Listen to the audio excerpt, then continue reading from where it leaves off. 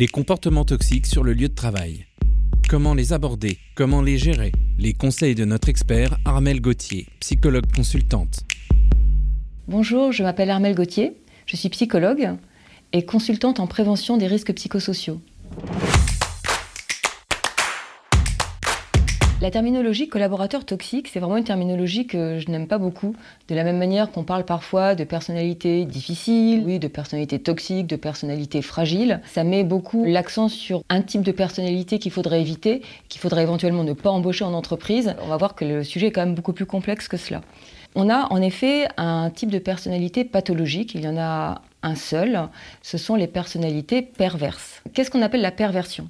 Ce sont des personnes qui ne reconnaissent pas la loi de tout un chacun. Ce sont des personnes qui ont leur propre notion de ce qui est de bien ou de ce qui est de mal et qui vont chercher délibérément de convaincre une autre personne que la loi à respecter, à appliquer, est celle que le pervers propose et non pas la loi des êtres humains, la loi qu'on connaît depuis des millénaires. Ensuite, on a un autre type de personnalité qui est un petit peu à la frontière, on pourrait dire, entre le normal et le pathologique. Ce sont les personnes qui fonctionnent en mode opératoire. Alors attention à cette terminologie, elle n'est pas reconnue par tous les cliniciens.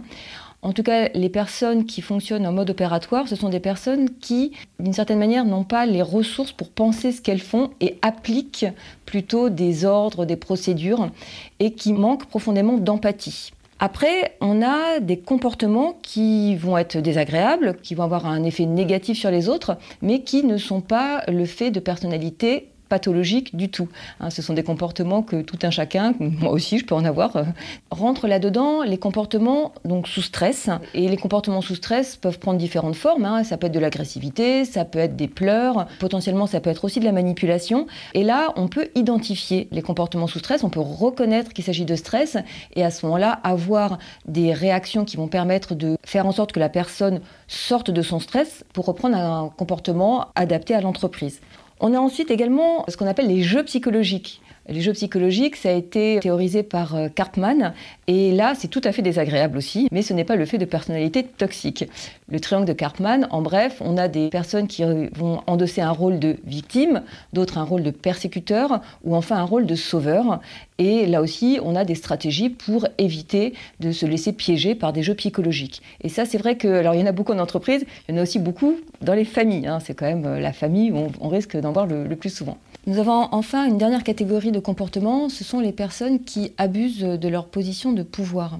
Sur ces personnes qui abusent de leur pouvoir, on a beaucoup plus affaire à quelque chose de systémique, quelque chose de culturel, qui a à voir avec le sociologue Norbert Elias décrivait dans La Société de cours. On a des personnes qui se mettent en position en quelque sorte servile et qui vont flatter celui qui a du pouvoir en lui laissant croire qu'il peut faire ce qu'il veut. Et la personne s'habitue, je dirais d'une certaine manière, à croire qu'elle peut faire ce qu'elle veut.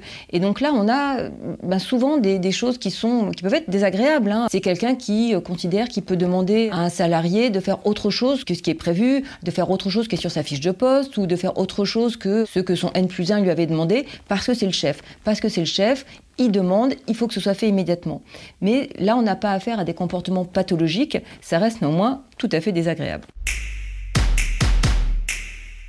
Ce que je vous propose, c'est de ne pas chercher à reconnaître un type de personnalité plutôt qu'un autre, mais plutôt d'adopter une stratégie en fonction des effets que vous ressentez. À mon cabinet, je reçois tous les jours des personnes en souffrance au travail, donc je vous parle vraiment de mon expérience, des comportements qui me sont rapportés et des sentiments qui me sont rapportés à mon cabinet. On a des comportements qui rendent fous, littéralement. On a des comportements qui sont désagréables, pénibles, où on a envie de taper son collègue. Et on a des comportements qui visent à soumettre. Repérez les effets sur vous, prenez le temps de savoir ce qui se passe et vous pourrez ensuite adopter la stratégie qui convient. Dans la catégorie des comportements qui rendent fou, il est inutile d'en discuter avec la personne. Pourquoi ? Parce qu'on a a priori affaire à quelqu'un de pathologique qui n'a pas la même loi que tout un chacun. Donc vous heurterez à quelqu'un qui ne comprend pas ce que vous lui dites, qui ne raisonne pas comme vous. La seule chose à faire à ce moment-là, c'est d'appliquer la règle, de faire respecter le cadre et éventuellement de sanctionner. Mais sans discussion, sans chercher à convaincre, sans s'expliquer, sans perdre du temps dans des argumentations qui ne serviront à rien. Il faut faire respecter la loi de l'entreprise. Pour les comportements qui sont désagréables, pénibles et qui proviennent de personnes sous stress, le manager peut aider les personnes à sortir de leur stress. Pour ça, il peut se former lui-même à identifier les comportements sous stress, comme par exemple le modèle process communication. Il peut aussi proposer à ses collaborateurs de se former au modèle de façon à ce qu'ils puissent mieux gérer leur propre stress. En tant que manager, la première chose à faire reste d'en parler. C'est d'autant plus vrai lorsque l'on subit des comportements qui rendent fou. Pourquoi ? Parce qu'on a plutôt tendance dans ce genre de situation à s'isoler, puisqu'on ne comprend pas ce qui nous arrive et on essaie de s'en sortir tout seul. Donc c'est vraiment important de se rendre compte de cela et d'aller en parler au RH et d'amener à ce moment-là des faits. Pourquoi ? Parce que les personnes vont avoir besoin d'éléments tangibles, probants, pour se rendre compte de ce qui se passe. Et ce n'est vraiment pas facile, puisqu'encore une fois, lorsqu'on a l'impression de devenir fou, on est dans la confusion et on a du mal à repérer et à savoir décrire ce qui se passe exactement. En tant que manager, vous pouvez également avoir l'impression de subir le stress de votre chef. Dans ces cas-là, il s'agit de répondre avec une stratégie adaptée à la gestion du stress de l'autre. Il s'agit de faire quoi ? Il s'agit de demander à votre chef de quoi il a besoin, autant que faire se peut, et puis de lui donner ce dont il a besoin pour qu'il sorte de son stress. En tant que manager, rappelez-vous que votre manager est une femme ou un homme comme tout le monde, qui peut également être sous stress. La plupart du temps, vous connaissez votre chef. Ce que je vous propose de faire, c'est de lui donner ce dont il a besoin, de manière à l'aider à sortir de son propre stress. Et comme cela, les choses seront plus agréables pour tout le monde. Vous pouvez également être affecté par un comportement désagréable d'un de vos collègues, sans lien hiérarchique. Là encore, ce que je vous conseille de faire, c'est d'en parler aux autres. Est-ce que vous êtes le seul à percevoir ce comportement comme désagréable ou est-ce qu'il y en a d'autres ? Et de voir comment vous pouvez agir. Est-ce que votre collègue, qui est désagréable en ce moment, est sous stress ? Est-ce qu'il est en train de subir un événement douloureux en dehors du travail ? La meilleure stratégie est de se demander comment aider ce collègue qui d'habitude n'est pas du tout désagréable. Comment on peut faire ensemble pour que l'équipe fonctionne au mieux. S'agissant des personnalités pathologiques de type pervers narcissique, je voudrais vous dire quelques mots là-dessus sur la manière d'identifier les comportements et la manière d'y réagir. Ces personnes fonctionnent souvent à la fois par de la séduction et par de la terreur.